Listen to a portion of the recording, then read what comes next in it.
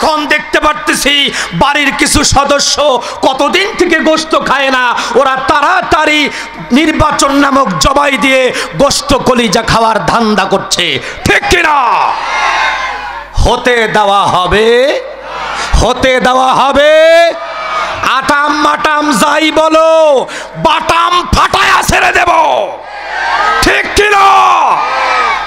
আমরা দেখতে পেলাম 17টি বছর আমাদের বাংলাদেশ নামক এই প্রাণীটিকে একটা হিংস্র জানোয়ার শেখ হাসিনা তার সাঙ্গপঙ্গরা ধরে আমাদের পাশের তার কাটার বেড়া পার হয়ে ভারত নামক যেই সীমান্ত, ওই ভারতের ভিতরে জঙ্গলে একটি প্রাণী রয়েছেন মুদি নামক সেই প্রাণী, মুদি নামক সেই হাইওয়ান জানোয়ার আমাদের দেশটাকে চিরে খাওয়ার জন্য উৎপেতে বসে আছে।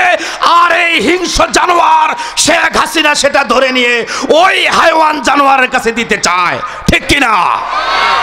বুঝতে পারলো আমাদের মুগ্ধ, বুঝতে পারলো আমাদের সাবু সাইদ, বুঝতে পারলো আমার দেশের দামাল যুবকেরা ওই হাইওয়ান বাঘের কাছ থেকে ছিনিয়ে নিয়ে আসলেন।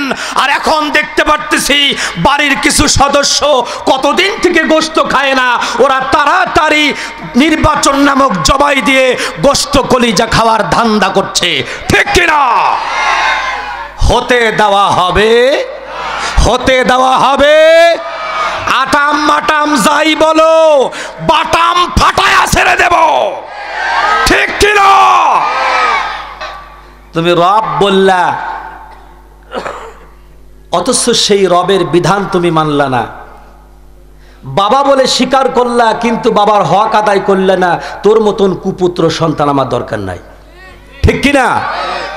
বাবা বলে স্বীকার করেছে আর বাবার হক আদায় করবে, এটা সুসন্তানের কাজ, ঠিক না বে ঠিক? বাবা বলে স্বীকার করলাম কিন্তু বাবার হক আদায় করলাম না, তোর মতন কপাল পরা সন্তান ওইটা হইতেই মরার দরকার ছিল। দুর্ভাগ্যজনক তুই বাঁচিয়ে আছিস, মানে আমার কপালে দুর্দশা। ভাইয়েরা আমার, বোঝাতে চাচ্ছি রব মানে আল্লাহ, রব মানে আইনদাতা, বিধানদাতা। কবরে যাওয়ার পরে যেই বেটা বলে কোরআনে রাজনীতি নাই, ওই বেটার জন্য বলছি কোরআনে রাজনীতি আছে কিনা কোরআন পড়ে দেয়, কোরআন না পড়ে তো পাবি না, ঠিক কিনা? কোরআন পড় আগে, তারপরে না বুঝবি। কোরআন না পড়ে যদি বলো কোরআনের ভিতরে রাজনীতি নাই, মূর্খ আবু জাহেলও বলছিল, ঠিক কিনা? জানে কিন্তু বলে না, বললে ক্ষমতা থাকবে না। বক্তৃতা আমি কন্টাক্ট করে আসি না, 50,000 টাকা আমাকে নিতে লাগে না। কোন বক্তার বক্তৃতা করা কোনো কথা আমি কপি করে বলি না, কোন বক্তার কণ্ঠকে কপি করে যেখানে কাজ সেখানে পাই, এই ধরনের বক্তা আমি নই। যা বলি রিসার্চ করে বলি, যা বলি গবেষণা করে বলি, যা বলি থিঙ্ক করে কথা বলি, অ্যানালাইসিস করে কথা বলি, ঠিক কিনা? বিজ্ঞানময় কিতাব, সাত আসমান জমিন লৌহ কলমের ভিতরে যা আছে সমস্ত কথাকে কোট করে আমার আল্লাহ রাব্বুল আলামিন কোরআনুল কারিমে দিয়েছেন। চিল্লায়ে কোন সুবহানাল্লাহ। তোর মতন মূর্খের বাচ্চা মূর্খ, জাহেলের বাচ্চা জাহেল বলতে পারে কোরআনের সাথে রাজনীতির সম্পর্ক নাই। আমরা তো দেখি যে সবটাই রাজনীতি। কথা বলে না রে ভাই। কোরআন পড়বেন প্রতিদিন, 5টা করে আয়াত পড়েন, 2টা করে হাদিস পড়েন, 5 ওয়াক্ত নামাজ পড়েন, নিজের জীবনকে তৈরি করেন।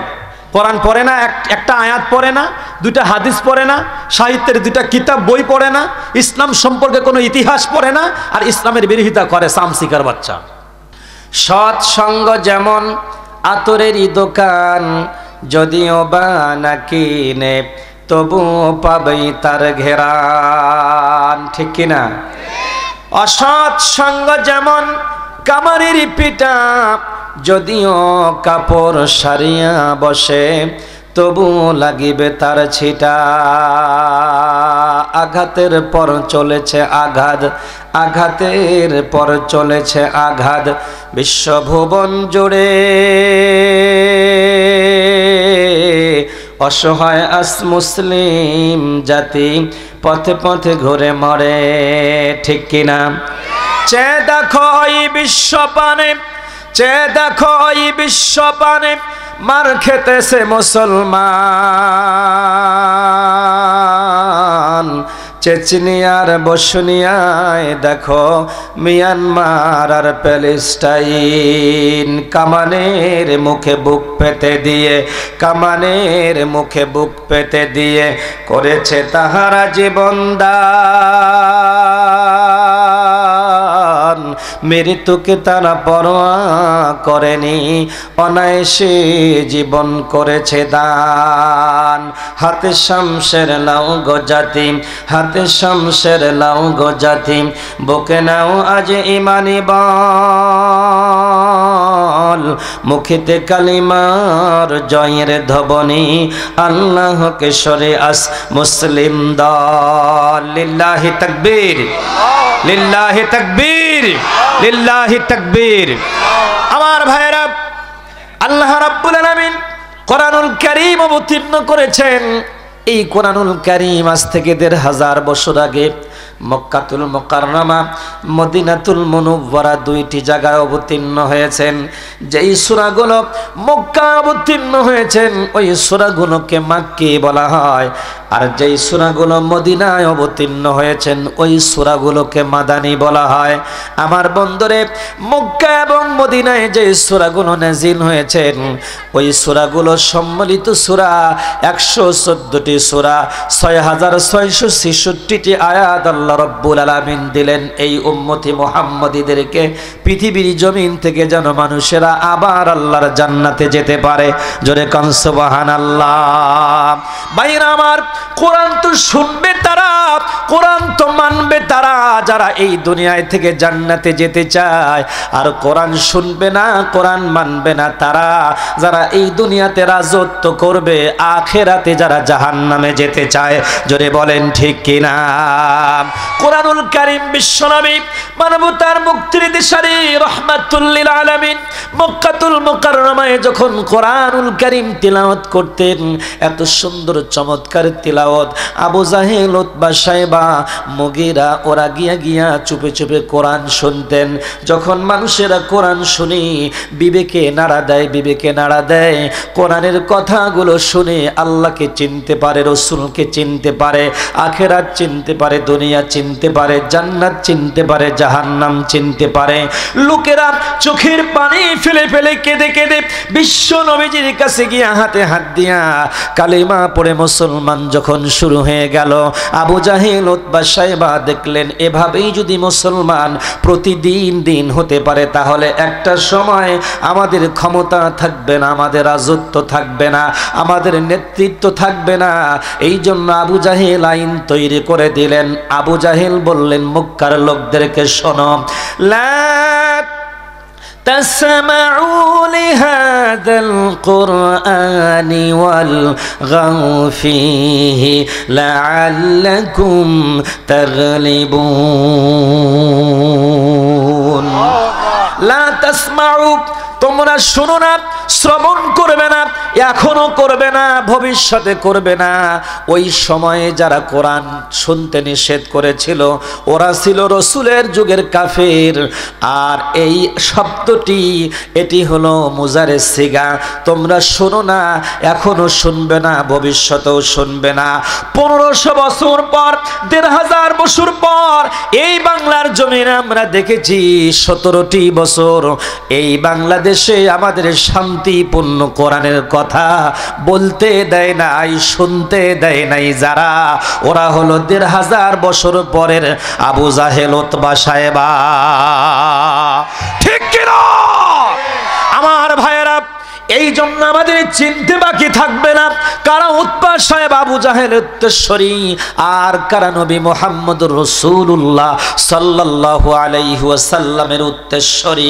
আমার ভাইরা, এই কোরআনুল কারীম পাওয়ার জন্য, কোরআনুল কারীম পাওয়ার জন্য, কালিমা পড়ে মুসলমান হওয়ার জন্য মক্কার একজন খ্যাতনামা মহিলা ছিল, নাম ছিল খাদিজা। খাদিজা 15টি বছর পর্যন্ত অপেক্ষার প্রহর গুনে করেছেন। দিন গেছে, রাত গেছে, রাত্রি গেল, দিন গেল, কখনো ঘুমায় না, কখনো জেগে থাকে, কখনো ঘুমিয়ে থাকে। কোন দিন কোরআন আসবে সেদিন নবী মুহাম্মদের হাতে হাত দিয়া কালিমা পড়ে মুসলমান হবে, এমন মহিলা আমাদের দেশেও এখনো আছে না নাই? আবার একজন মহিলা ছিল আবু লাহাবের স্ত্রী উম্মে জামিলা। এই মহিলাটা বিশ্ব নবীজির জন্য হাটে ঘাটে বাজারে মানুষের কাছে নানান কথা বলে বলে টিটকারি করত। উম্মে জামিলা এই মহিলাটা এত চক্রান্তকারী ছিল, এত বিভ্রান্তকারী ছিল, যেখানে কোরআনের কথা বলতো নবী মুহাম্মদ ওই জায়গায় যায়া গন্ডগোল সৃষ্টি করত। এই মার্কা মহিলা আমাদের দেশেও আছে না নাই? যেখানে কোরআনের আলোচনা হবে ওই জায়গায় নিষেধাজ্ঞা দিয়েছেন, 144 ধারা দিয়েছেন, ওসিকে বলেছেন, এসপিকে বলেছেন, এরপরে ডিসি সাহেবকে বলেছেন যারা কোরআনের কথা বলবে তাদের লোকেশন নাও, তাদের অ্যাড্রেস নাও, ওরা কোন পন্থী, ওরা যদি কোরআনের আইন প্রতিষ্ঠা করতে চায় ওদেরকে ময়দানে কথা বলতে দেওয়া হবে না। এই মহিলা কোরআনের সাথে বেঈমানি করার কারণে দেশ থেকে পালাতে বাধ্য হয়েছে, ঠিক কিনা? আমার ভাইয়েরা, যারা এই কোরআনের সাথে দুশ্মনী করেছে, যারা কোরআনের সাথে বেঈমানি করেছে, তারা জমিনে কোনোদিন টিকে থাকতে পারে নাই। আমার ভাইয়েরা, এই কোরআনুল কারীম এমন একটি কিতাব, আমার মায়েরা বোনেরা যারা পড়ে, আমার ভাইয়েরা যারা কোরআন পড়েন, কোরআনুল কারীমের গায়ের সঙ্গে একটা কাপড় যদি লেগে থাকে, ওই কাপড়টাও পড়ে গেলে কেউ পা দিয়ে তারে ধাক্কা দেয় না। যদি ভুলবশত পড়ে যায়, কাপড়টারে তুলে 3 বার চুমা দিয়া ওই কাপড়টাকে আদর করে আগলিয়ে রাখে। জোরে বলেন ঠিক কিনা? আমার ভাইয়েরা, তাহলে বুঝতে হবে এই কোরআনুল কারীমের সঙ্গে ছোট্ট একটা কাপড় যার দাম কম, এটাও যদি লেগে থাকে, এর দামটা আল্লাহ পাকের কাছে, দুনিয়ার মানুষের কাছে আজিম হয়ে যায়, বড় হয়ে যায়। আর যারা কোরআনের সাথে দুশমনী করে ওরা কোনোদিন টিকে থাকতে পারে না, ওরা ধ্বংস হয়ে যায়, ঠিক কিনা? ভাইরা আমার, বুঝাতে চাচ্ছি আপনাদেরকে যে বিষয়, আল্লাহ রাব্বুল আলামিন 2 জায়গায় কোরআন অবতীর্ণ করলেন, মক্কায় অবতীর্ণ করলেন, মদিনায় অবতীর্ণ করলেন। কেন কোরআন অবতীর্ণ করলেন এটি তো আমাদের জানা দরকার, ঠিক কিনা? কোরআন শুধু এসেছেন মানুষ মরে গেলে কোরআন পড়তে হবে, 3 দিন 7 দিন 40 দিন 1 বছর হয়ে গেলে কোরআন পড়ে খতম দিয়া মুর্দার জন্য দোয়া করতে হবে। শুধু এই জন্য কোরআন নাজিল হয় নাই, কোরআন নাজিল হয়েছে জীবিত মানুষের জন্য। জীবিত মানুষ কোরআন শুনবে, কোরআন বুঝবে, ওই কোরআন দিয়া ব্যক্তি জীবন, পারিবারিক জীবন, সামাজিক জীবন, রাষ্ট্রীয় জীবন, আন্তর্জাতিক জীবন, এই কয়েকটি জায়গায় যখন কোরআন বাস্তবায়ন করবে, ব্যক্তি জীবনে কোরআন মানবে, লোকটি ব্যক্তি জীবনে ইমানদার মুসলমান। যেই লোকটা সামাজিক পারিবারিক জীবনে কোরআন মানবে ওটা পরিবারের ভিতরে ইমানদার। যেই লোকটা সামাজিকভাবে কোরআন মানবে ওটা সামাজিক ইমানদার। যেই লোকটা রাষ্ট্রীয়ভাবে কোরআন মানবে, রাষ্ট্রে কায়েমের চেষ্টা করবে, ওই লোকটা হলো রাষ্ট্রীয় ইমানদার। যেই লোকটা আন্তর্জাতিকভাবে কোরআনের আইন প্রতিষ্ঠা করতে চায় ওই লোকটা আন্তর্জাতিক ইন্টারন্যাশনাল ইমানদার। যেই লোকটা ইন্টারন্যাশনাল ভাবে আন্তর্জাতিক ভাবে কোরআনের আইন প্রতিষ্ঠায় বাধা দেয় ওটা ইন্টারন্যাশনাল বেঈমান। যেই লোকটা রাষ্ট্রীয়ভাবে কোরআন কায়েম করতে চায় না, বলে কোরআনের সাথে রাজনীতির সম্পর্ক নাই, ওই বেঈমান রাষ্ট্রীয় বেঈমান, ঠিক কিনা? যেই লোকটা সামাজিকভাবে আল্লাহর কোরআনের আইন প্রতিষ্ঠা করতে চায় না ওইটা সামাজিকভাবে বেঈমান। যেই লোকটা পারিবারিকভাবে আল্লাহর কোরআনের আইন প্রতিষ্ঠা করতে চায় না ওই লোকটা পারিবারিকভাবে বেঈমান। যেই লোকটা ব্যক্তিগত জীবনে কোরআন দিয়ে সাজাতে চায় না, বিরোধিতা করে, ওই লোকটা ব্যক্তিগতভাবে বেঈমান। এই বেঈমানগুলো কোনোদিন জান্নাতে যাবে না। কথা কি পরিষ্কার বোঝা যায়? ভাইয়েরা আমার, আসুন আমি যে আয়াতে কারিমা পড়েছি সূরা জারিয়াতের 56 নম্বর আয়াতে কারিমা তিলাওয়াত করেছি। বিশ্ব নবী মানবতার মুক্তির দিশারি রহমাতুল লিল আলামিনের 63 বছরের জীবন থেকে দুইখানা ছোট্ট ছোট্ট হাদিস আপনাদের সামনে পড়েছি। নবী আমার বলেন, প্রত্যেকটি নর এবং নারীকে ইলমে দ্বীন শিক্ষা করা ফরজ। ও মুসলমান, ফরজ হওয়ার ব্যাপারে সর্বপ্রথম যে আয়াতে কারিমা আল্লাহ পাক অবতীর্ণ করেছেন, আমি আপনাদেরকে বোঝাতে যদি চাই তাহলে এখান থেকে বুঝতে হবে আল্লাহ পাক সর্বপ্রথম মুসলমানদের উপরে, ইমানদারদের উপরে ইলম শিক্ষা করা ফরজ করেছেন। বলেছেন, ইকরা, পড়ো, বিসমি রাব্বিকাল্লাযী খালাক, যিনি তোমাকে সৃষ্টি করেছেন তার নামে পড়ো। তার মানেই হলো এই পৃথিবীর সব ফরজের মূল ফরজ হলো কোরআনুল কারীমের শিক্ষা অর্জন করা। জোরে বলেন ঠিক কিনা? আমার ভাইয়েরা, এই শিক্ষা যদি আমার ভিতরে না থাকে তাহলে তো আমি এটা বুঝবো না এর ভিতরে কি বললেন। এই জন্য পড়ে পড়ে নিজেকে বুঝতে হবে। কোরআনুল কারীমের 6656টি আয়াতের ভিতরে 66টি আয়াতের ভিতরে আল্লাহ রাব্বুল আলামিন কি কথা বলেছেন যা আমার জন্য প্রয়োজন, তা পড়ে শুনে বুঝে আমল করতে হবে। শুধু বক্তার বক্তৃতা শুনে আমল করলে হবে না, ঠিক কিনা? ভাইরা আমার, খেয়াল করেন আমার দিকে। আল্লাহ রাব্বুল আলামিন বলেন, ওয়ামা খালাকাতুল জিন্না ওয়াল ইনসা ইল্লা লিয়াবুদুন।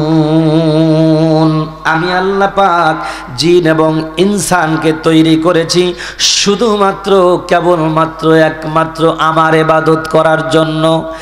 দুইটা জাতিকে আল্লাহ পাক তৈরি করলেন আল্লাহ পাকের ইবাদত করার জন্য। ও মুসলমান, ইবাদত বলতে শুধু আমরা মনে করি নামাজ, রোজা, হজ, যাকাত আর আপনার দান সদকা, এগুলোকে ইবাদত মনে করি। আসলে এগুলো ইবাদতের ভিতরে সীমাবদ্ধ, শেষ নয়। ইবাদত বলতে হয় একজন মানুষ তার জীবনে যা কিছু করবে সবগুলো আল্লাহ পাকের ইবাদত। জোরে কোন সুবহানাল্লাহ। আপনি ব্যবসা বাণিজ্য, কল কারখানা, মিল, ইন্ডাস্ট্রিজ, আবাদ সুবাদ, কৃষি কর্ম, চাকরি বাকরি, রাজনীতি, পেট নীতি, সমাজনীতি, অর্থনীতি, যত নীতি আছে সমস্ত নীতি হবে আল্লাহ পাকের বিধান অনুযায়ী, তাহলে হবে আপনার ইবাদত। আর কিছু করবেন আল্লাহ পাকের হুকুম অনুযায়ী, আর কিছু করবেন মানুষের নিয়ম নীতি অনুযায়ী। আফাতুমিনুনা বিবাদিল কিতাবি ওয়া তাকফুরুনা বিবাদ, কিছু মানবেন কিছু মানবেন না, পুরা মুমিন মুসলমান হওয়া যাবে না, ঠিক কিনা? তাহলে মানতে গেলে পুরাটাই মানার দরকার না অর্ধেক মানা দরকার? জোরে বলে, জোরে বলে। পুরাটা আমরা মানবো। কিভাবে মানবো হচ্ছে বাবা? আমার ভাইয়েরা খেয়াল করুন আমার দিকে। পুরাটা মানার জন্য সামনের দিকে আপনাদেরকে নিয়ে যাই। আর মহিলা মা বোন যেহেতু এসেছেন, তাদের ব্যাপারে কিছু গুরুত্বপূর্ণ তথ্য আপনাদেরকে দিয়ে যাব। আলোচনা কি চলবে না বন্ধ হয়ে যাবে? চলবে। আমার মায়েরা বোনেরা শুনুন। ভাইয়েরা আমার, আল্লাহ রাব্বুল আলামিন কোরআনুল কারীম অবতীর্ণ করলেন। আল্লাহ পাক ডেকে বলেন, ওয়ামা খালাকাতুল জিন্না ওয়াল ইনসা ইল্লা লিয়াবুদুন। আমি আল্লাহ জিন এবং ইনসানকে তৈরি করেছি আমার ইবাদতের জন্য। এখন বলুন তো, আমাদের কাজ কি আল্লাহ পাকের ইবাদত না নিজের কাজ? কথা বলেন। আল্লাহর ইবাদত করতে হবে। এই আয়াতের ভিতরে দুইটা জাতির কথা বললেন।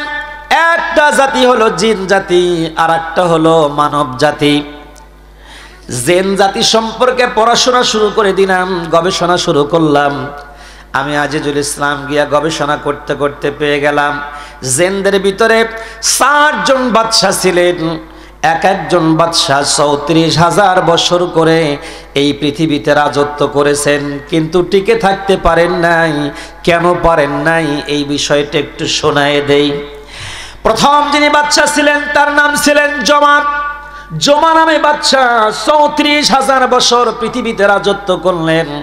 তার উম্মতদেরকে অনুসারীদেরকে বোঝাতে চেষ্টা করলেন, তোমরা আল্লাহ পাকের ইবাদত করো, আল্লাহ পাকের আইন মানো, হুকুম মানো, তোমাদের নিঃস্বাধীন মতো চলো না। কিন্তু জেনেরা তা করলেন না। যত দিন যায় জিনদের ভিতরে মারামারি, কাটাকাটি, খুন খারাপি, রাহাজানি বাড়তেই থাকে, ফাসাদ শুধু বাড়ে। একটা পর্যায়ে জমা ৩৪,০০০ বছর রাজত্ব করার পর যখন কুলাইতে পারলেন না, সীমা লঙ্ঘন করলেন তার উম্মতেরা, আল্লাহ পাক জমার কাছ থেকে ক্ষমতাটা নিয়ে নিলেন, তাদের ক্ষমতাচ্যুত করলেন, তোদের ইবাদতের দরকার নাই। দ্বিতীয়বারে পাঠাইলেন হামুস নামে একজন বাদশাকে। হামুস নামক জিনেদের বাদশা, তিনি এসে ৩৪,০০০ বছর রাজত্ব করলেন। তিনিও তার উম্মতদেরকে চেষ্টা করলেন আল্লাহ পাকের হুকুম মানাবার জন্য, কিন্তু যত দিন যায় তত জেনেদের ভিতরে সীমালঙ্ঘন বেশি হয়ে যায়। একটা পর্যায়ে হামুসের কাছ থেকেও ক্ষমতাচ্যুত হয়ে গেল। আসলেন বিলকিয়া নামে একজন জেনের বাদশাহ, তিনি এসে ৩৪,০০০ বছর রাজত্ব করলেন। তিনিও চেষ্টা করলেন কিন্তু পারলেন না। জেনেরা শুধু মারামারি, কাটাকাটি, রাহাজানি, ছিনতাই, মামলা মোকদ্দমা ইত্যাদি ইত্যাদি শুরু করে দিলেন। সীমা লঙ্ঘন করার কারণে আল্লাহ পাক বিলকিয়ার কাছ থেকে ক্ষমতাচ্যুত করলেন। আসলেন হিলনিয়াস চলে গেল, বিলকিয়া আসলেন। বিলকিয়া এসেও ৩৪,০০০ বছর রাজত্ব করলেন। তিনি তার উম্মতদেরকে শৃঙ্খলায় আনতে পারলেন না। আল্লাহ রাব্বুল আলামিনের কাছে ডেকে বলেন, আল্লাহ আমি আমার জেন জাতিদেরকে কন্ট্রোল করতে পারলাম না, আপনারা চিনাইতে পারলাম না, চূড়ান্ত ব্যবস্থা আপনি এদেরকে দিয়ে দেন। আল্লাহ রাব্বুল আলামিন জেনদের সমস্ত ক্ষমতাচ্যুত করে দিলেন। শুধুমাত্র জেনেরা আল্লাহ পাকের বিধানের লঙ্ঘন করার কারণে, সীমা লঙ্ঘন করার কারণে, অধিকার খর্ব করার কারণে আমরা দেখেছি মানুষের ভিতরে যারা ক্ষমতা পেয়েছেন তারাও ক্ষমতা পাওয়ার পরে সীমা লঙ্ঘন করেছেন। কথা ঠিক কিনা? একটানা 16 বছর জনগণের ভাষা তারা বুঝতে পারে নাই, জনগণের কথা তারা মানে নাই, জনগণের অধিকার তারা ফিরিয়ে দেয় নাই, জনগণের সাথে বেঈমানি করেছে। আল্লাহর বিধানকে কটাক্ষ করে মানুষের তৈরি করা আইনকে আল্লাহর জমিনে বাস্তবায়নের চেষ্টা করেছেন। আল্লাহ তাদেরকে ঘাট ধরে ক্ষমতা থেকে নামিয়ে দাদার বাড়ি দিল্লিতে পাঠিয়েছেন। ঠিক কিনা? সুতরাং ক্ষমতার দাম্ভিকতা দেখায় না। ক্ষমতা বেশি দিন থাকে না, যিনি দেন তিনিই কেড়ে নেন। অত ইজ্জু মান তাশা অত জিল্লু মান তাশা বিয়াদিকাল খায়র। তোমাকে 16টি বছর ইজ্জত দেওয়া হয়েছিল, ইজ্জত রক্ষা করতে পারো নাই, বেইজ্জতি হয়ে যেতে হয়েছে। ভবিষ্যতেও যদি কোনো ব্যক্তিরা এই ধরনের আচরণ করতে চায় তারাও বেইজ্জত হবে। ঠিক কিনা? আরো যারা বলেন ঠিক কিনা? ভাইরা আমার, এই এলাকার মানুষেরা বাঘ চিনেন আপনারা, রয়্যাল বেঙ্গল টাইগারকে চেনেন, চিতাবাঘকে চেনেন। কোরআনুল কারীমের ভিতরে আল্লাহ রাব্বুল আলামিন 4 প্রকার আয়াত অবতীর্ণ করেছেন। এক প্রকার আয়াত হলো মুতাশাবিহা, যে আয়াতের তাফসীর পৃথিবীর কোনো মুফাসসির করেন নাই। রাইসুল মুফাসসিরিন হযরত আব্দুল্লাহ ইবনে আব্বাস রাদিয়াল্লাহু তাআলা তিনিও করেন নাই। আমার ভাইরা, বাকি যে আয়াতগুলো আছেন সেই আয়াতগুলো 3 ভাগে বিভক্ত। মুহকামাতুন, হুকুমমূলক আয়াত আল্লাহ পাক অবতীর্ণ করেছেন। আর এই আয়াতগুলো বোঝানোর জন্য আল্লাহ পাক মিসাল স্বরূপ হযরত আদম আলাইহিস সালামের ঘটনা দিয়েছেন, হুদুদ পাখির ঘটনা দিয়েছেন, পিপিলিকার ঘটনা দিয়েছেন, মৌমাছির ঘটনা দিয়েছেন, মরা গাধার কথা বলেছেন। আমার ভাইরা, হযরত সুলাইমান পয়গম্বরের কথা, নূহ নবীর কথা আল্লাহ কোরআনুল কারীমে বলেছেন। জোরে বলেন ঠিক কিনা? আমি একটা एग्जांपल দিয়ে আপনাদেরকে বোঝাতে চাই। হিংস্র প্রাণী রয়্যাল বেঙ্গল টাইগার জঙ্গল থেকে বের হয়ে এসে একটা প্রাণীকে ধরে নিয়ে জঙ্গলের দিকে যাচ্ছে। ও ঠাকুরগার ভাইরা, বলুন তো, এই রয়্যাল বেঙ্গল টাইগার যেই প্রাণীটাকে ধরে নিয়ে জঙ্গলে যাচ্ছে, বলুন তো একে পুষবে না বুকটা ছিঁড়ে কলিজা খাবে? কথা বলেন। বুক ছিঁড়ে কলিজা খাবে, রক্ত খাবে। এই ঠাকুরগার একজন যোদ্ধা বুঝতে পারলেন কার না কার প্রাণী ধরে নিয়ে যাচ্ছে। যোদ্ধার সামনে দিয়া এগিয়ে গেলেন, বাঘকে তাড়া করলেন। বাঘ বুঝতে পারলো যদি আমারে ধরতে পারে তাহলে আমারে প্রাণে মেরে ফেলবে। প্রাণীটা ছেড়ে দিয়া বাঘ তার প্রাণ বাঁচাবার জন্য জঙ্গলে চলে গেলেন, নিরালায় জঙ্গলের অন্তরায় চলে গেলেন। যোদ্ধা এই প্রাণীটাকে ধরে নিয়ে আসলেন বাড়িতে। প্রাণীর শরীরের ভিতরে ক্ষত বিক্ষত হয়ে গেছেন, রক্তে রক্তাক্ত, জীবনটা প্রাণটা কোনো রকম বেঁচে আছে। যোদ্ধা মনে করলেন কার না কার প্রাণী, মালিক তো অবশ্যই একজন আছে, কথা বলেন ঠিক কিনা? মালিককে পরে খুঁজে বের করা যাবে, আগে দায়িত্ব হলো প্রাণীটারে সুস্থ করি। চলে গেলেন আপনাদের আখানগর বাজারে। প্রাণী অধিদপ্তর থেকে যাদেরকে প্রশিক্ষণ করিয়ে ডাক্তার বানিয়েছেন, প্রাণী ডাক্তার, তাকে নিয়ে আসলেন বাড়িতে, আনার জন্য গিয়েছেন।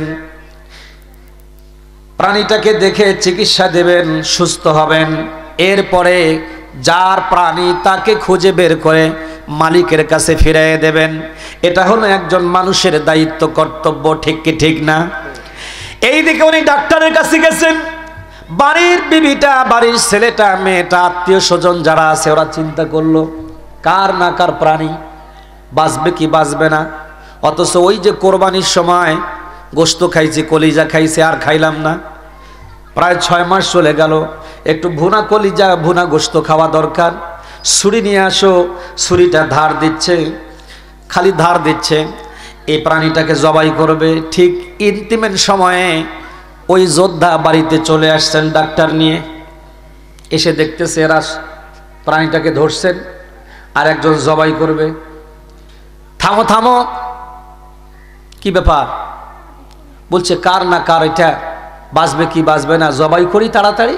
এরপরে গোস্ত টুকরা টুকরি করে তেলে, লবণে, মরিচে, পিঁয়াজে, আদায়, রসুনে একেবারে ভুনা ভুনা করে বাড়ির সবাই খাবো, তুমিও খাবে। বলুন, এই বাড়ির লোকগুলো লুভি, গোস্ত লুভি, কলিজা লুভি, কথা বলেন ঠিক কিনা? 6 মাস থেকে খায় না, খাওয়ার জন্য অপেক্ষার প্রহর গুনছে। আর যোদ্ধা বলছেন যে আমি এটাকে শিকার করে নিয়ে আসলাম ওই বাঘের মুখ থেকে, আর তোমরা জবাই করে খাবে, মানে একে চিকিৎসা করব। চিকিৎসা করতে সময় লাগবে কি লাগবে না? যদি বলেন লাগবে কি লাগবে না? তারপরে মালিককে খুঁজে বের করে দিতে গেলে মালিকের অনুসন্ধান করার দরকার আছে কিনা?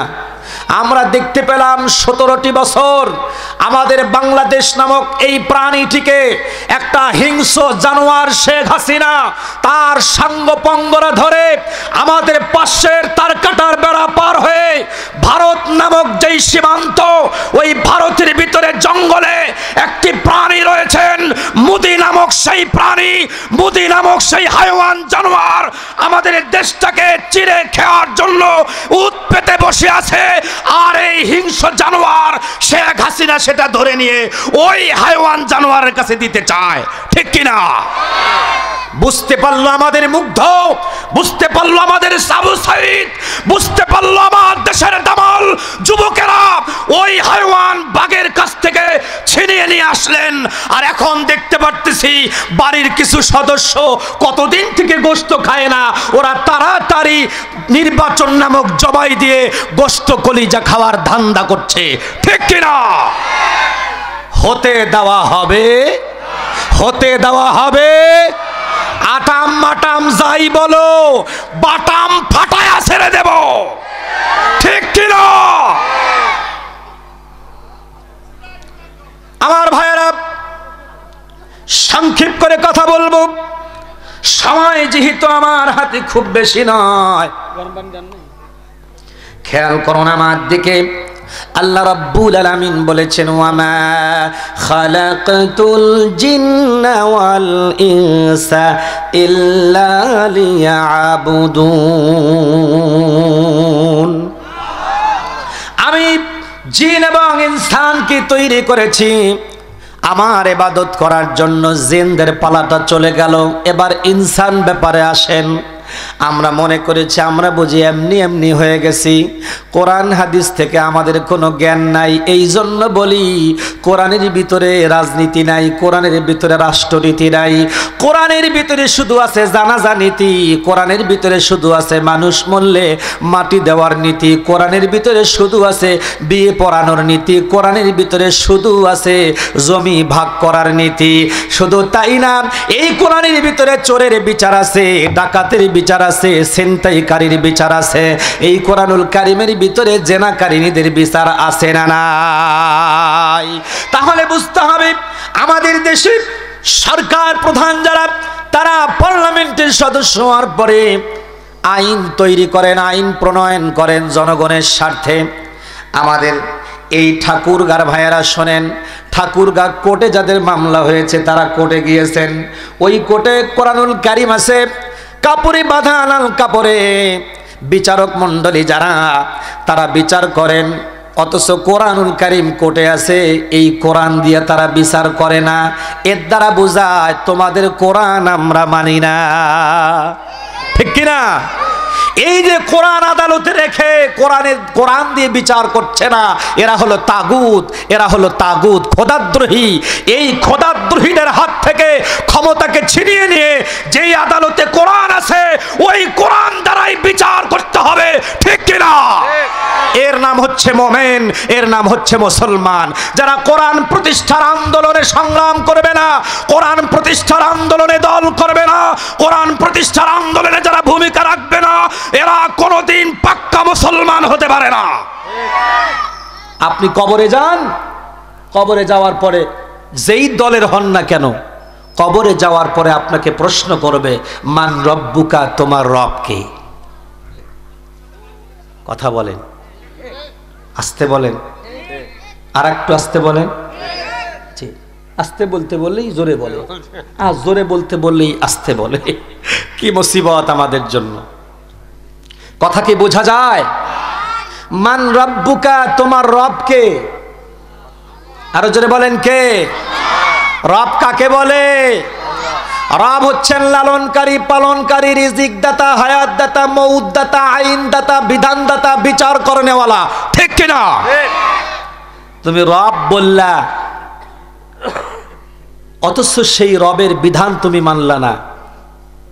বাবা বলে স্বীকার করলা, কিন্তু বাবার হক আদায় করলে না। তোর মতন কুপুত্র সন্তান আমার দরকার নাই, ঠিক কিনা?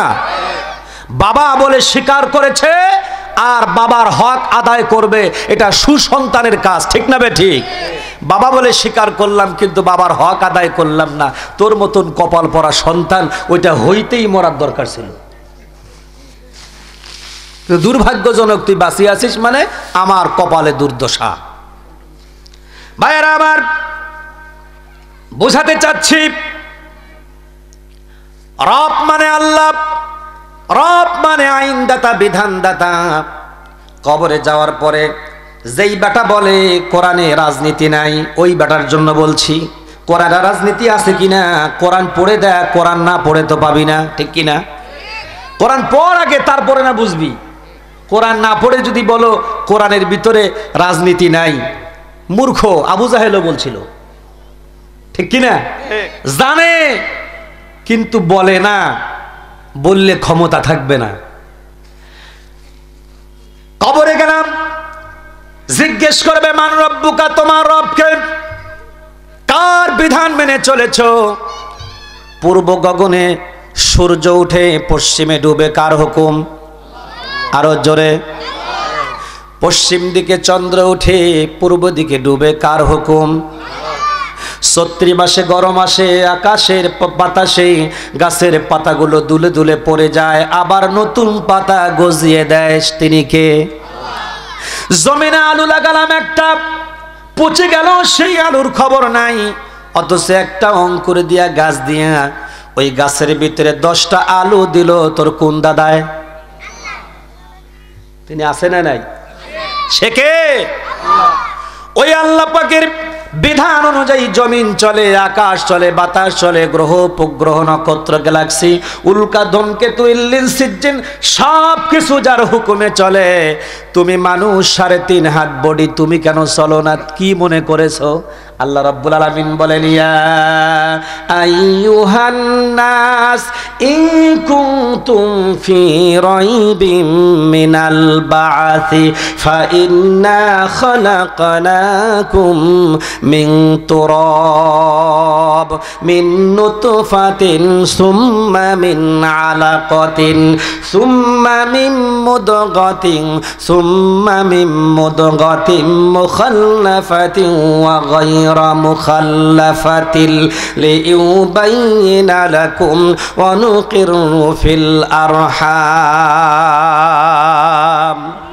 আল্লাহ বলেন, হে মানুষ, আমার উত্থান সম্পর্কে, আমার সৃষ্টি সম্পর্কে তোমার ভিতরে যদি সন্দেহ হয় তাহলে তুমি শুনে রাখো, ইন কুনতুম ফি রাইবিম মিনাল বা'সি ফাইন্না খালাকনাকুম, ফায়ে তাফসিলিয়া ব্যাখ্যার জন্য এসেছেন। ইন্না খালাকনাকুম, নিশ্চয়ই আমি আল্লাহ তোমাকে তৈরি করেছি মিন নুতফাতিন। প্রথম বলেছেন তোমাদেরকে আমি আল্লাহ তুরাব, মাটি দ্বারা তৈরি করেছি।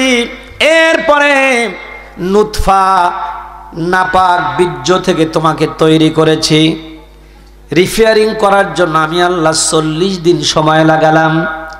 এই নুতফাকে 40 দিনের ভিতরে আমি আল্লাহ রাব্বুল আলামিন একটি রক্তের টুকরা বানাই দিলাম। আর এই রক্তের টুকরাটা আবার পরবর্তী 40 দিন যাওয়ার পরে এটাকে আমি আল্লাহ রাব্বুল আলামিন আমার কুদরতি দ্বারা প্যাকেটিং জায়গার ভিতরে, আলো নাই, বাতাস নাই, জানালা নাই, দরজা নাই, মায়ের হেরেমের ভিতরে আমি আল্লাহ রাব্বুল আলামিন একটা গোশতের টুকরা বানাই দিয়েছি। জোরে কান সুবহানাল্লাহ। তুমি আজকে বলো কোরআনে রাজনীতি নাই, তুমি যেদিন নুতফা ছিলা, নাপাক পানি ছিলা, ওখান থেকে তোমার রক্তের টুকরা বানিয়েছি। রক্তের টুকরা থেকে গোশতের টুকরা বানালাম। গোশতের টুকরা থেকে আমি আল্লাহ রাব্বুল আলামিন তোমাকে কচি কচি হাড় দিয়া মায়ের পেটের ভিতরে চামড়া গাজিয়ে দিলাম, রক্ত দিলাম, রগ দিলাম, গোশত দিলাম, হাড্ডি দিলাম, আকার আকৃতি ধারণ করায়া মায়ের পেটের ভিতরে তিফলান একটা শিশু বানালাম। ওই শিশুটাকে মায়ের পেটের ভিতরে আমি আল্লাহ রাব্বুল আলামিন মুখটাকে বন্ধ করে রেখে মায়ের নাভির সঙ্গে সন্তানের নাভিটাকে যুক্ত করে দিয়া মায়ের পিরিয়ডকে বন্ধ করে দিয়া আমি আল্লাহ রাব্বুল আলামিন তিল তিল করে তবে গান সুবহানাল্লাহ। আল্লাহ রাব্বুল আলামিন বলেন, ওয়া ইয ক্বালা রাব্বুকা লিল মালাইকাতি ইন্নী খালিকুম বাশারাম মিন সালসালিম মিন হামাইম মাসনুন। হ্যাঁ নবী, আপনি স্মরণ করেন সেই দিনের কথা। ওয়াইদ ক্বালা রাব্বুকা, যেদিন আপনার রব বলেছিল লিল মালাইকাতি, ফেরেশতাদেরকে, ইন্নী খালিকুম বাশারান, নিশ্চয়ই আমি মানুষকে তৈরি করেছি, বাশারাম মিন সালসালিম মিন হামাইম মাসনুন, আমি আল্লাহ পচা দুর্গন্ধময় মাটি দিয়ে তৈরি করেছি। জোরে কান সুবহানাল্লাহ। আজকে তুমি বলছো কোরআনের সঙ্গে মানুষ এই পৃথিবীতে চলার কোনো দলের মত সম্পর্ক নাই, অথচ আল্লাহ রাব্বুল আলামিন বলেছেন, আমাইয়াবতাগি গায়রাল ইসলামি দীনান ফালাই ইকবালা মিনহু ওয়া হুয়া ফিল আখিরাতি মিনাল খাসিরিন। আরো জোরে বলেন, আমাইয়াবতাগি গায়রাল ইসলাম, ইসলাম ব্যতীত, গায়রা, গায়রা মানে ব্যতীত, এগুলো যারা আলেম আছেন তারা বোঝেন। ইল্লা গায়রা হাসা কলা মা কলা আদা মা আদা লাইসা লা ইয়াকুনু, হুরফে ইস্তাসনা, আগের শব্দকে পরের শব্দ থেকে আলাদা করা হয়। আমার ভাইরা বলছেন গায়রাল ইসলামি দীনান, ইসলাম বাদ দিয়ে অন্য কোন মতাদর্শ, অন্য কোন জীবন ব্যবস্থা। দিন মানে হচ্ছে জীবন ব্যবস্থা। দিন মানে কি? আমাদেরকে খেয়াল করেন, দিন মানে কি? জীবন ব্যবস্থা। তাহলে দিন কবরে যাওয়ার পরে জিজ্ঞেস করবে, মান মা দিনুকা, তোমার জীবন ব্যবস্থাটা কি ছিল? মান রব্বুকা, তোমার রবকে, ওমা দিনুকা, তোমার জীবন ব্যবস্থাটা কি ছিল, ওমান নাবিউকা, তোমার লিডার কে ছিল, তোমার নেতা কে ছিল। একজন বলবে আমার নেতা ছিল নাই, কথা বলে না, কথা বলে না। আমার নেতা ছিল চোর, সিটার, বাটপার, যারা দেশের কোটি কোটি টাকা চুরি করে বিদেশের মাটিতে পাচার করে বেগম পাড়া তৈরি করেছিল। আমার লিডার হলো ওই চোর। হ্যাঁ, কথা বলেন ঠিক কিনা? আর একজন বলবে আমার লিডার ছিল টুপিওয়ালা, আমার লিডার ছিল দাড়িওয়ালা, আমার লিডার ছিল কোরআনওয়ালা, যে কোরআন হচ্ছে আল্লাহর। আল্লাহ বলবেন তোর লিডার এটাও ঠিক আছে, তোর জীবন ব্যবস্থা ওটাও ঠিক আছে, তোর রব কে সেটাও ঠিক আছে। তাহলে তিনটা যখন মিলে যাবে, তিনোটা প্রশ্নই রাজনৈতিক প্রশ্ন। কবরে যাবে মান রব্বুকা, তোমার রবকে, ওমা দিনুকা, তোমার দিন কি, তোমার জীবন ব্যবস্থা কি, আপনি কার টাই পরেছেন, কার কোট পরেছেন, কার লেবাস ধরেছেন, কার নামে স্লোগান দিয়েছেন, কার জীবন আদর্শ বাস্তবায়নের চেষ্টা করেছেন। প্রশ্ন আছে না নাই? জোরে বলেন আছে না নাই? একজন কোরআন পড়নেওয়ালা, একজন মুসলমান, সে তো সিদ্ধান্ত নিবে মান রব্বুকা, আমার রব আল্লাহ, সুতরাং যা হবে আল্লাহ পাকেরটাই হবে। আর ওমা দিনুকা, আমার জীবন ব্যবস্থা একমাত্র দিন ইসলাম, ইসলাম বাদ দিয়ে অন্যটা যদি গ্রহণ করি, আল্লাহ বলেছেন ফালা ইউকবালা মিনহু, কশিন কালেও তা গ্রহণ করা হবে না, ওয়াহুয়া ফিল আখিরাতি মিনাল খাসিরিন। আল্লাহর দিন কায়েমের আন্দোলন বাদ দিয়ে মানুষের তৈরি করা মতবাদ কায়েমের জন্য যারা আন্দোলন করবে, আল্লাহ বলেছেন কবুল তো করব না, করবই না, ওয়াহুয়া ফিল আখিরাতি মিনাল খাসিরিন, পক্ষান্তরে আখিরাতে ক্ষতিগ্রস্ত হবে। তোর ওই নেতায় তোকে সুপারিশ করে জান্নাত দিতে পারবে না, ঠিক কিনা? নিঃসন্দেহে জাহান্নামে যাবে তারা, আল্লাহর আইনের বিরোধিতা করেছেন যারা। আমার ভাইয়েরা খেয়াল করেন আমার দিকে, কষ্ট হচ্ছে মনে হয়। আল্লাহ রাব্বুল আলামিন তিনি বললেন আমি আল্লাহ রাব্বুল আলামিন তোমাদেরকে পচা দুর্গন্ধময় মাটি থেকে তৈরি করেছি। আপনি চেয়ারম্যান ভাব নিয়ে বসে আছেন, আপনি কামিল পাস ভাব নিয়ে বসে আছেন, আপনি ইফতার করেছেন মুফতি সাহেব ভাব নিয়ে বসে আছেন, আপনি ডিসি এসপি মন্ত্রী ভাব নিয়ে বসে আছেন। আমার পাশে একটা গরিব মানুষ বসলে আমার প্রেস্টিজে বাদবাকে বসতে দেওয়া যাবে না, এমন আছে না নাই? সুন্দরী মহিলা, কি সুন্দর নাদুস নুদুস চেহারা, একেবারে 6 মাস যেইটা ধান চুরি করি খায়া খা এই দুধটা গদগদা হয়ে গেছে, ওই রকম গদগদা চেহারা নাদুস নুদুস মহিলাটা পাশে কোনো নোংরা মহিলাকে বসতে দেয় না, কথা বলে না, আছে না নাই? নিজের চেহারাটা সুন্দর, তারপরও লিপস্টিক লাগায়, কপালের চুলগুলা কাটিং করে রেখে দেয়, পাতলা একটা গেঞ্জি পরে, পাহাড় পর্বত সব বাড়ি করে রাখে, টন টাইট একটা প্যান্ট পরে। আমার বুঝে আসে না হয় মুতে কেমন করে, কথা বুঝে না। ছেলেরা যেই প্যান্ট পরে মেয়েটা ওই প্যান্ট পরে, আরে ছেলে না হয় চেন খুলিয়া কাম সারে, তুই খুলিস কি, কথা বলে না। এই জিন্সের প্যান্ট যে পরিস এই চেগড়ি, কথা বলে না রে। আমার দিনাজপুরের ভাষা বলছি, ঠাকুরগার ভাষা আমি জানি না, কষ্ট হচ্ছে নাকি? আমি রংপুর দিয়ে যাচ্ছি, কুড়িগ্রাম আদিতমারি নামে একটা জায়গা আছে, উপজেলা, আপনার নাম শুনেছেন কি জানি না। ওই আদিতমারি উপজেলায় মোগলহাট নামে একটা বাজার, অনেক বড় বাজার। আমি প্রোগ্রামে যাচ্ছি, জাহাজ কোম্পানির মোড়ে গেলাম, দেখছি প্যান্টের ডিজাইন লাগাইছে, একটা প্যান্ট, ওইটা এইভাবে বাঘের পা লাগায় আর টান দিলে যেমন ছিঁড়ে যায় কাপড়, ওই রকম ছিঁড়ে গেছে, আর ওইখানে লাল রং লাগাইছে, মানে ছিঁড়া প্যান্ট। আমাদের সমাজের আপনাদের এই ঠাকুরগাতে নাই, ঠাকুরগার ছেলেরা খুবই ভালো, একেবারে ভালো প্যান্ট পরে, খুব সুন্দর প্যান্ট। আমার দিনাজপুরের কিছু ছেলে আছে, ওরা প্যান্ট পরে, প্যান্টটার হাই এত শর্ট, গেঞ্জিটা যদি উঠায় তাহলে কাশুয়াবাড়ি খেরবাড়ি যা আছে সব দেখা যায়। জি চাচা, জি জি, আমি মিথ্যা কথা বলি নাই, কথা বলেন ঠিক কিনা?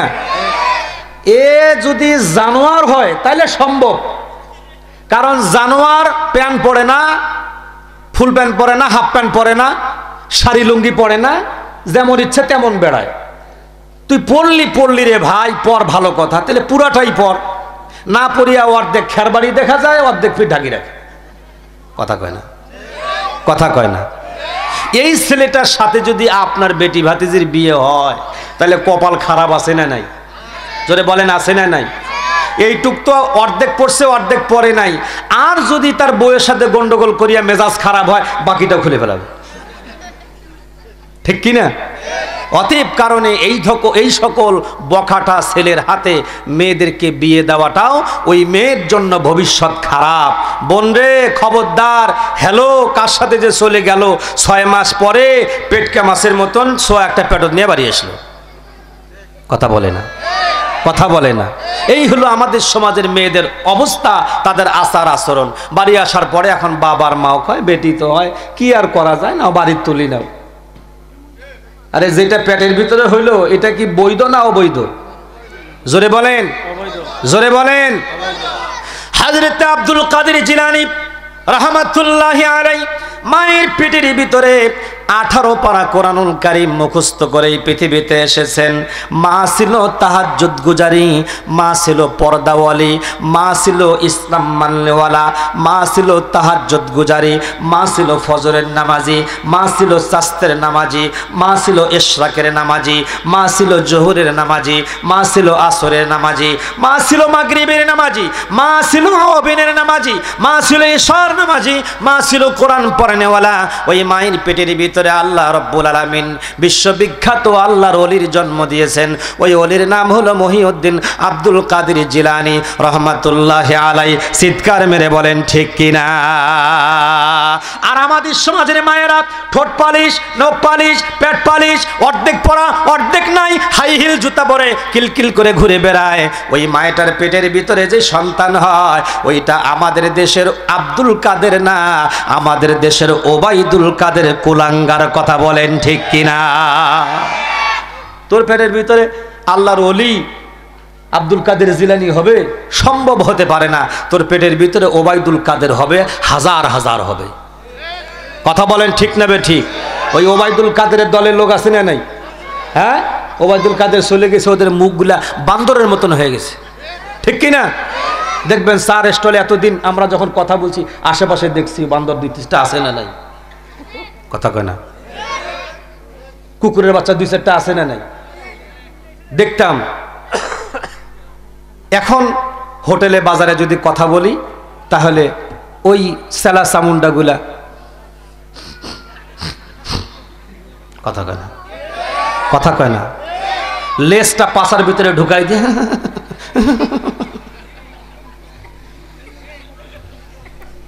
কথা বলেন, কথা বলেন। কুকুরের স্বভাব, এই গ্রামের কুকুর ওই গ্রামে গেলে ওই গ্রামের কুকুর তখন ওকে ঘেউ ঘেউ করে, তুই কেন আসছিস,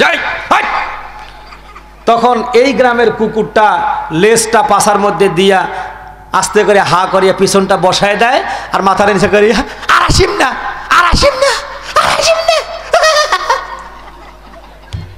ঠিক না বে ঠিক? এখন দেখবেন এইরকম কুকুর মার্কা কিছু আছে, ওরা কয় আর ক্ষমতায় আসবে না, আর ক্ষমতায় আসবে না। ঠিক না?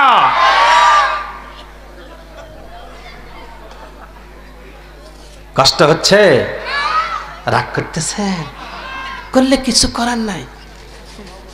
আমাদেরকে 16টা বছর কথা বলতে দেন নাই, এখন ফুল অ্যান্টিবায়োটিক দেব, ঠিক কিনা? সহ্য করতে পারবি না। ওই যে গরুর ভ্যাকসিন দেয়, যখন ভ্যাকসিন দেওয়ার পরে গরু ঘাড় কাজ করিয়া ঝাড়ি দৌড় মারে একটা, ঠিক কিনা? এখন আমরা অ্যান্টিবায়োটিক দিব, সিঁড়ি উঠে দৌড় মারবে, ঠিক কিনা? দেখেন, বসে থাকেন, কিছুক্ষণ পরে উঠা শুরু করবে, ওই যে। ঠিক না বে ঠিক? আমার ভাইয়েরা খেয়াল করেন আমার দিকে। আল্লাহ রাব্বুল আলামিন বলেন, وَإِذْ قَالَ رَبُّكَ لِلْمَلَائِكَةِ إِنِّي خَالِقٌ بَشَرًا مِّن صَلْصَالٍ مِّنْ حَمَإٍ مَّسْنُونٍ। নবী স্মরণ করেন সেই দিনের কথা যেদিন আপনার রব বলেছিল নিশ্চয়ই আমি আদম সন্তানকে তৈরি করেছি, আদমকে তৈরি করেছি সলসলিম মিন হামাইম মাসনুন, পচা দুর্গন্ধময় শুকনা মাটি থেকে তৈরি করেছি। বিশ্বাস হয় না? বিশ্বাস হয় না? দেখেন, এই আমার দিকে খেয়াল করেন মিয়া, বক্তৃতা আমি কন্টাক্ট করে আসি না, 50,000 টাকা আমাকে নিতে লাগে না, কোন বক্তার বক্তৃতা করা কোনো কথা আমি কপি করে বলি না, কোন বক্তার কণ্ঠকে কপি করে যেখানে কাজ সেখানে পাই, এই ধরনের বক্তা আমি নই। যা বলি রিসার্চ করে বলি, যা বলি গবেষণা করে বলি, যা বলি থিঙ্ক করে কথা বলি, অ্যানালাইসিস করে কথা বলি, ঠিক কিনা?